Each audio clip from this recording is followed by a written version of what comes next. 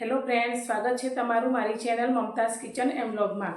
તો તમને મારા વિડીયો પસંદ આવે તો વિડીયોને લાઇક કરજો, શેર કરજો અને હા, ચેનલને સબસ્ક્રાઇબ કરવાનું બિલકુલ ભૂલતા નહીં। તો આજની રેસીપી બનાવવાનું આપણે શરૂ કરીએ।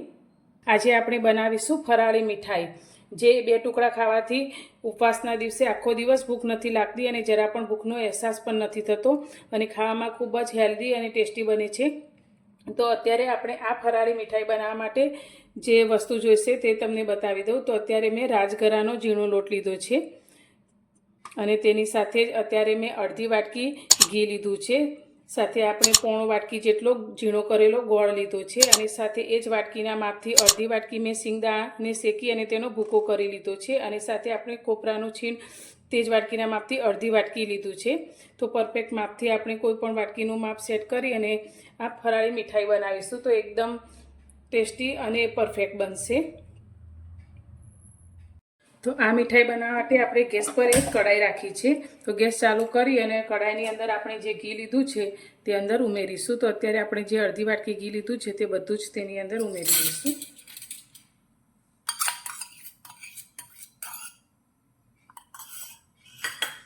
ઘી આપણું સારી રીતે ગરમ થઈ જાય પછી આપણે તેની અંદર જે એક વાટકી રાજગરાનો લોટ લીધો છે તે અંદર ઉમેરીશું। તો રાજગરો ખાવાના ઘણા બધા ફાયદા છે। રાજગરાની અંદર પ્રોટીન, આયર્ન, કેલ્શિયમ, ફાઇબર અને વિટામિન્સથી ભરપૂર સુપરફૂડ છે। તો રાજગરો એ તમે ઉપવાસમાં ખાઈ શકો છો, પણ સાથે ઉપવાસ વગર પણ જો અઠવાડિયામાં એકવાર ખાઓ તો આ રાજગરાના લોટના ઘણા બધા ફાયદા આપણને મળી રહે છે। તો હવે ગેસની ફ્લેમ આપણે એકદમ સ્લો ટુ મીડિયમ કરી દઈશું અને આ રાજગરાના લોટને આપણે સારી રીતે ઘીની અંદર શેકીશું। તો રાજગરો ખાવાથી હાડકાં પણ મજબૂત થાય છે અને આપણા શરીરના જે સાંધાના દુખાવા થતા હોય તે પણ દૂર થાય છે અને લોહી વધારવામાં પણ આ રાજગરો મદદ કરે છે। રાજગરાનો ઉપયોગ ખાવામાં કરવાથી લાંબા સમય સુધી બિલકુલ ભૂખ નથી લાગતી અને તેનાથી વજન પણ બિલકુલ વધતું નથી।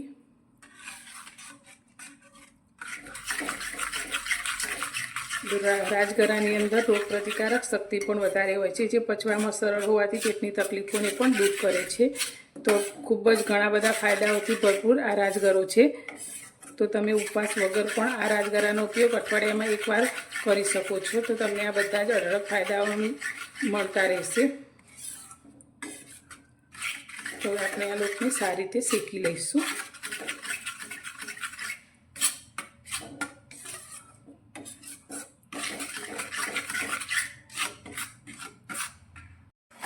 તો લોટને શેકાતા લગભગ 7 થી 8 મિનિટ જેટલો સમય થયો છે ને તમે જોઈ શકો છો લોટનો કલર પણ થોડો ચેન્જ થવા લાગ્યો છે। તો લોટ આપણો એકદમ સરસ રીતે શેકાવા લાગ્યો છે। તો આ મીઠાઈ તમે એકવાર બનાવી અને 1 મહિના સુધી સ્ટોર પણ કરી શકો છો। તો શ્રાવણ મહિનો નજીક આવી રહ્યો છે ત્યારે તમે આ મીઠાઈને બનાવી શકો છો। તો અત્યારે આપણે હવે આની અંદર જે કોપરાનું છીણ લીધું છે તે એડ કરીશું અને સાથે જ આપણે જે સિંગનો ભૂકો લીધો છે તે પણ એડ કરીશું। તો તમે સિંગના ભૂકાની જગ્યાએ ડ્રાયફ્રૂટનો પાવડર પણ અંદર એડ કરી શકો છો। ફરી આપણે 2 મિનિટ જેવું બધું જ શેકી લઈશું।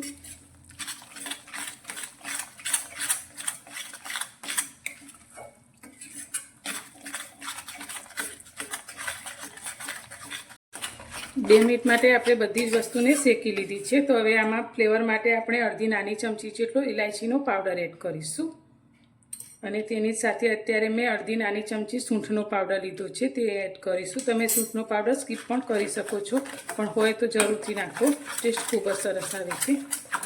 ફરી એકવાર મિક્સ કરી લઈશું। હવે આપણે અત્યારે ગેસની ફ્લેમ બંધ કરી દઈશું અને આ કઢાઈને ગેસથી નીચે ઉતારી દઈશું। તો આ મીઠાઈ બનાવતી વખતે આપણે ચાસણી બનાવવાની પણ બિલકુલ ઝંઝટ નથી। તો કઢાઈને હવે નીચે ઉતાર્યા પછી આપણે ફક્ત 2 મિનિટ જેવું આ મિશ્રણને ઠંડુ થવા દઈશું। આપણે એકદમ ઠંડુ નથી કરવાનું, પણ ફક્ત 2 મિનિટ જેવું આપણે ઠંડુ કરીશું અને પછી તેની અંદર આપણે ગોળ એડ કરીશું। ત્યાં સુધી આપણે જે થાળીમાં મીઠાઈને સેટ કરવાની હોય તે થાળીને પહેલેથી જ ઘીથી ગ્રીસ કરી લેવાની છે। તો અત્યારે મેં થાળીને ઘીથી ગ્રીસ કરી દીધી છે।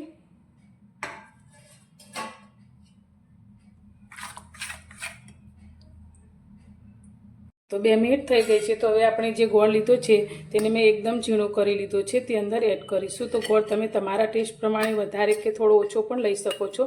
જો ઘરમાં ડાયાબિટીસના પેશન્ટ માટે તમે આ મીઠાઈ બનાવતા હોય તો ગોળનું પ્રમાણ થોડું ઓછું પણ લઈ શકો છો, અને ઘી અને ગોળ ઓછું રાખીને પણ તમે આ મીઠાઈ બનાવી શકો છો. હવે ગોળને આપણે સારી રીતે મિક્સ કરીશું.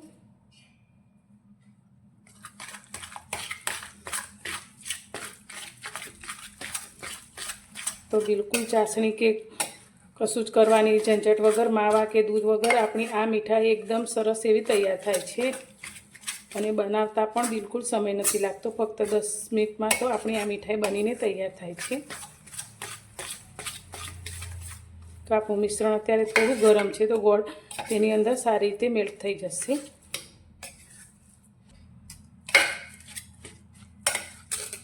તો બધું સારી રીતે આપણે મિક્સ કરી લીધું છે. તો હવે આપણે જે થાળીને ઘીથી ગ્રીસ કરીને રાખી છે તેની અંદર આપણે આ મિશ્રણને લઈ લઈશું.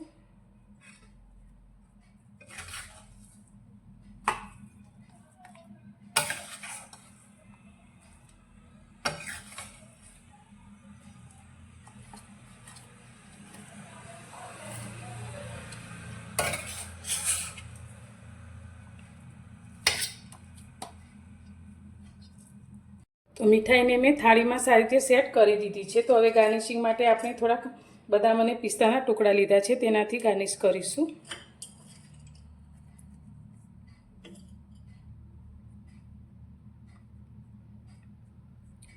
તો જોતાં જ મોઢામાં પાણી આવી જાય તેવી આપણી આ મીઠાઈ બનીને તૈયાર થઈ છે. તો હવે આપણે આ મીઠાઈને 10 મિનિટ માટે ઠંડી થવા દઈશું, અને પછી તેમાં કાપા કરીશું. આપણે ગરમમાં કાપા બિલકુલ નથી કરવાના.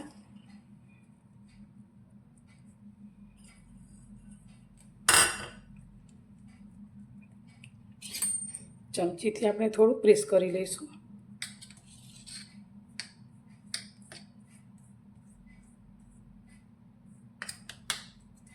હવે આને આપણે 10 મિનિટ માટે રૂમ ટેમ્પરેચર ઉપર ઠંડી થવા દઈશું.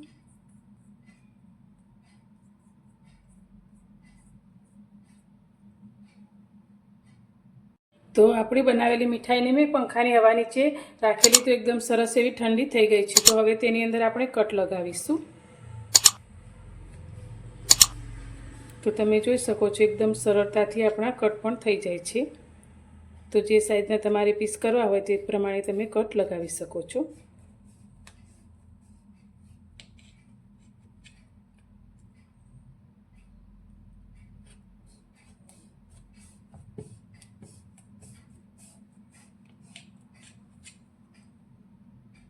તો આપણે મીઠાઈમાં કટ લગાવી દીધા છે. તો હવે તેમાંથી આપણે પીસને બહાર કાઢીશું.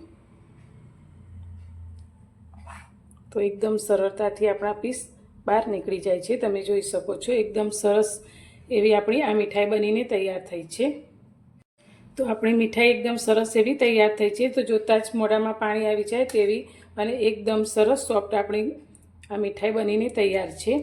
મેલ્ટ એન્ડ માઉથ છે, અને તમે આ મીઠાઈને બનાવીને 1 મહિના સુધી સ્ટોર પણ કરી શકો છો. તો એકદમ સરસ પોચી દાંત વગર પણ ખાઈ શકાય તેવી આપણી આ મીઠાઈ બનીને તૈયાર છે.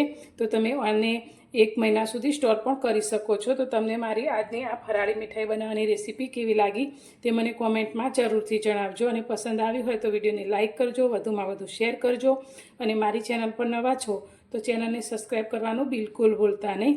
તો ફરી મળીશું એક નવી જ રેસીપી સાથે નવા વિડીયોમાં.